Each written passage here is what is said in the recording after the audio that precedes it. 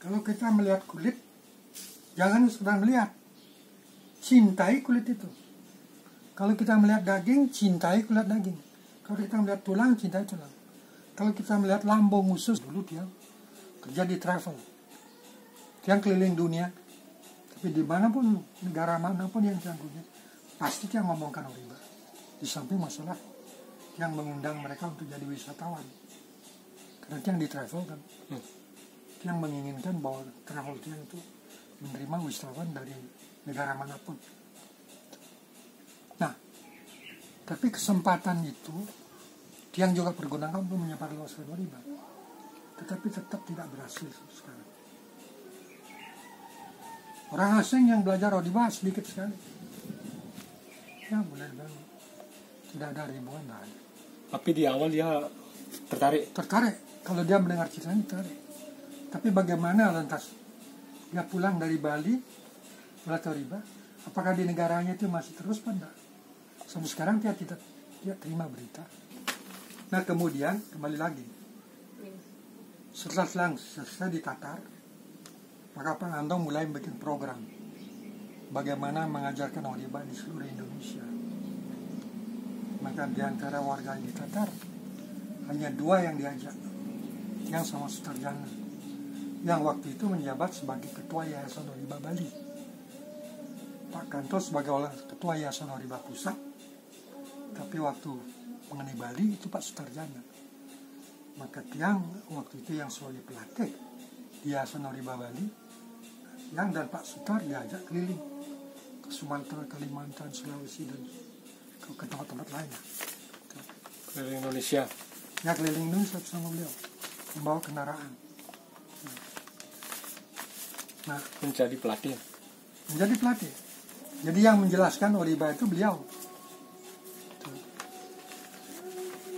Beliau yang menjelaskan. Beliau Pak Kanto. Maka pada saat Pak Kanto mengatakan, sekarang tunjukkan bagaimana olahraga itu. Yang harus beri tunjuk.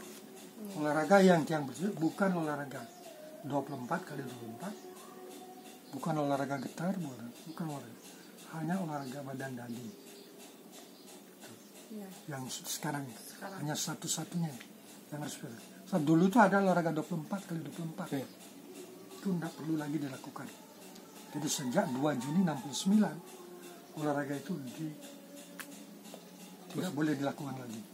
Berarti waktu itu Bapak Tus masih ada. Pada waktu sudah pensiun, waktu menjabat sebagai, waktu Pak Kanto menjabat sebagai, masih ada. Ya. Nah itulah. Jadi kemudian ya berjalan sekian tahun, tetapi hasilnya tidak sebagaimana yang diharapkan. Kita mengharapkan bukan hanya manusia Bali atau manusia Jawa yang beriba, manusia Indonesia. Dulu komunitas istilahnya, biar saling support. Ya, itu memang harus sekali tuh. Jadi ada interaktif, komunikasi. Kalau komunikasi tidak berjalan, itu berarti semangatnya dia untuk beriba terputus sudah.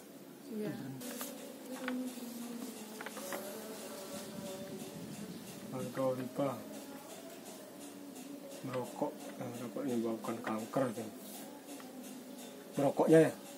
Iya, banyak warga riba yang masih merokok. Ya, itu gimana pemahamannya itu? Ya, saya mau bilang apa? Maka dia membuat ini. Kan masuk keluar itulah ya. Itu kan sudah jelas dalam ilmu kesehatan aja bahwa merokok itu menyebabkan kanker, jantung dan sebagainya. Kenapa? Kita mau riba harus bebas dari penyakit. Kalau kita merokok berarti kan kita mengundang penyakit. Nah, makanya dia membuat yang begini-begini nanti kita akan fotokopi bagi-bagikan untuk memberikan peringatan pada warga riba supaya jangan lagi merokok. Itu maksudnya. Nyari kesehatan merokok. Ya, orang kita tujuan kita yang utama adalah supaya hidup sehat. Segala hal apapun yang merupakan penyebab sakit kurangi. Ya jangan dilakukan. Baik itu makanan, minuman, termasuk rokok, apapun, jangan. Termasuk pelanggaran yang. Kalau badan berdiri tegak, itu berarti semua sel-sel tubuh tuh, yang berupa jantung, perut, tulang, daging, dan sebagainya, itu akan berada pada posisi yang kebetulan. Bukan kalau badan itu ditekukkan dan ditidurkan dan sebagainya, itu tidak dalam posisi yang badan itu istilahnya dihidupkan. Hanya dalam waktu berdiri tegak. Jadi kalau berdiri tegak itu berarti badan semua ada, apakah daging, tulang, darah dan sebagainya, itu dia dalam posisi hidup tegang. Ya. Nah, kemudian dalam keadaan itu hidup itu atau berdiri tegak itu, maka kekuatan Tuhan itu akan bisa masuk ke dalam badan. Cuma yang ketiga yang belum dia sampaikan adalah bororiba itu jangan sampai di kamar. Ingat, nggak boleh di kamar. Harus di halaman terbuka. Mengapa di halaman terbuka? Karena kita harus menyerap kekuatan Tuhan yang ada di mana-mana ini. Kalau kita di bawah atap, berarti kekuatan Tuhan ditutupi oleh ini. Jangan atap. Badan manusia aja kalau olahraga tidak boleh pakai baju. Karena kekuatan Tuhan itu masuk melalui pori-pori. Seperti tumbuhan ya, ditutupi ya. Ya, nggak boleh. Mati ya. Mati. Jangan kita menganggap bahwa olahraganya cukup sudah sekian. Harus 3B. Belajar, latih, dan berjuang terus. Iya. Tidak boleh berhenti. Kalau Tuhan sudah ada berada dalam diri Anda. Yang namanya kesehatan itu berarti tidak ada gangguan, tidak ada kekurangan, tidak ada kelemahan di dalam badan. Yang menyebabkan badan itu lemah atau sampai bisa mati apa? Itu ada makanan, ada minuman, ada udara, panas, dingin, dan sebagainya itu. Tuh. Tapi kalau badan sendiri tidak memiliki kekuatan untuk mempertahankan dirinya di dalam lingkungan dimanapun dia berada, ya tidak mungkin dia akan bisa selamat. Tapi siapa sang juru selamat? Ya Tuhan. Sedangkan kita sekarang diberitahu rahasianya. Tuhan sang juru selamat harus ada di dalam diri. Kalau sudah Tuhan sang juru selamat dalam diri, maka Anda masih kecewa, masih pesimis bahwa saya akan begini, akan begitu. Nah, bakal buktikan ya. Ya, cuman sekarang masalahnya lah namanya satya. Satya pada pelajaran apa enggak? Sebab itu ada dalam pelajaran riba itu ada dua hal. Setia dan percaya. Kita percaya, kita setia. Dua itu tidak bisa dipisahkan. Tapi ujiannya banyak nih. Oh, soal godaan. Ujian duniawi. Oh, itu sama. Soalnya kan dalam situasi sekarang ini kan kita ingin setia kepada beliau. Bahkan percaya bahwa dengan melakukan dekat sama Tuhan dan melakukan apa perintah Tuhan, percaya memang rezeki itu ada. Namun terkadang di satu sisi, saya harus bekerja nih, saya harus ini nanti gini teman saya udah ini gitu, apa namanya, duniawi lah istilahnya seperti itu. Itu namanya keinginan. Keinginan pribadi semacam itu belum merupakan keinginan yang murni dari Tuhan. Kalau kita sudah memiliki kekuatan Tuhan dalam diri, keinginan semacam itu tidak ada lagi. Turunnya. Tidak ada lagi. Seperti Tiang misalnya. Tiang tidak lagi berkeinginan punya mobil yang mewah, sepeda yang mewah, uang yang banyak, rumah yang mewah, dan tidak ada kerasa. Malah tidak bahagia. Bukan ya, kita terima ya diri kita. Dalam keadaan apapun kita sekarang ini, kita harus hidup bahagia. Dengan apa? Kuncinya sehat. Sehat. Itu yang utama. Setiap hari bisa melakukan orhiba. Kan sudah dalam agama sudah mengatakan kan, kesehatan adalah kekayaan. Harta kekayaan yang paling mulia itu kesehatan. Iya. Bukan uang, bukan benda, bukan mobil, bukan apa. Dengan sehat Bukan bisa jabatan. mencari yang lainnya. Oh ya. ya. Iya. Iya. Ya memang kalau sudah sehat, luar biasa bahagia. Kesana Iya. kemari. Bisa ke sana kemari, bisa makan minum ini dan semuanya. Bisa bahagia sekali kalau kita sudah sehat. Ya. Ini perjuangannya itu kita harus pertahankan. Nah, sekarang bagaimana caranya untuk mencapai kesehatan? Apakah melalui kedokteran? Tidak. Iya. Harus ke sumbernya ya. Harus pada sumbernya. Karena sekarang ini kita sudah bersyukur sekali, kita sekarang ini sudah menerima karunia dari Tuhan. Tuhan sendiri yang mengajar langsung bagaimana manusia itu harus utuh sehatnya. Yang menyediakan spare part. Ya, apapun ya. Semuanya. Bahkan manusia dibuat kan itu. Ya. Jadi kalau Alam misalnya semesta dibuat.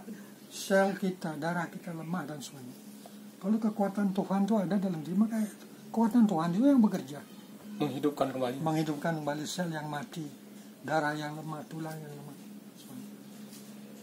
Orang dia Maha Pencipta. Ya, Percayakan dia. harus dipercaya. Harus begitu percaya kita. Tuhan itu siapa? Ya itulah. Itu kadang-kadang menjadi ujian kan rasa malas. Harus siap gitu. Itu musuh. Iya. Dalam riba itu sudah dikatakan kemalasan adalah musuhnya. Musuh terbesar. Semakin kita mengalami itu, semakin olahraganya harus disempurnakan, dipersering waktunya, diperbanyak jumlahnya, supaya mempercepat proses. Sebab yang memproses penyembuhan itu adalah kuasa Tuhan. Kalau semakin banyak kali kita berubah, berarti semakin banyak kali kuasa Tuhan ada dalam diri. Kan itu hanya Itu yang percepat pengertian. proses kesehatan. Iya. Kecepatan putaran itu harus sama dengan detak jantung. Ya. Tidak boleh lebih lambat, Ya. tidak boleh lebih cepat. Ada Harus sama bukunya dengan, itu ya. ya. Harus sama dengan detak jantung. Teng, teng, teng. Lihat diri. Kerawang diraba dengan penuh mencintai. Kalau kita melihat kulit, jangan sekedar melihat, cintai kulit itu. Kalau kita melihat daging, cintai kulit daging. Kalau kita melihat tulang, cintai tulang. Kalau kita melihat lambung, usus dan sebagainya, melihat otak, semua apapun. Nah, kalau kita sudah mengalami itu, maka itu baru kita namanya sikap hidup. Kalau kita belum begitu, maka belum. Jadi semua itu bukan bisa hidup kalau diawali dengan cinta kasih. Cinta kasih. Ya, dengan begitu, dengan kita melihat meraba Penuh kasih sayang. penuh dengan bangkitkan kasih sayang itu sebenarnya dengan begitu, kalau mungkin karena kita fokus, dia ada getaran-getaran seperti Pasti itu, itu. tebal, terus rasa-rasa Pasti itu. kayak kesemutan kadang-kadang gitu ya. Ya, karena sikap hidup itu adalah membangkitkan kekuatan Tuhan di dalam diri. Kalau ada pengganggu dalam badan, maka terjadi bentrokan, perang. Iya. Di dalam badan itu akan terjadi perang. Maka disitu akan nanti dirasakan ada sakit, ada ngilu, ada semutan, ada apa. Itu ada peperangan. Iya. Karena kekuatannya Tuhan yang kita masukkan ini mengusir segala kekuatan yang sudah lebih dulu berada dalam badan yang akan mencelakakan diri kita. Tapi dengan diusirnya ini berarti ada peperangan. Pada saat terjadi peperangan itu, pada saat itulah akan merasakan ada ngilu, ada gini. Itu sebagai akibat peperangan antara kuasa hidup dan kuasa mati. Kuasa mati, kuasa yang membuat manusia mati. Itu pengertian. Iya. Jadi jangan sampai hanya sekarang ini yang sering sekali mendengarkan pelatih ya badan tuanya tanpa mencintai badan, itu keliru. Harus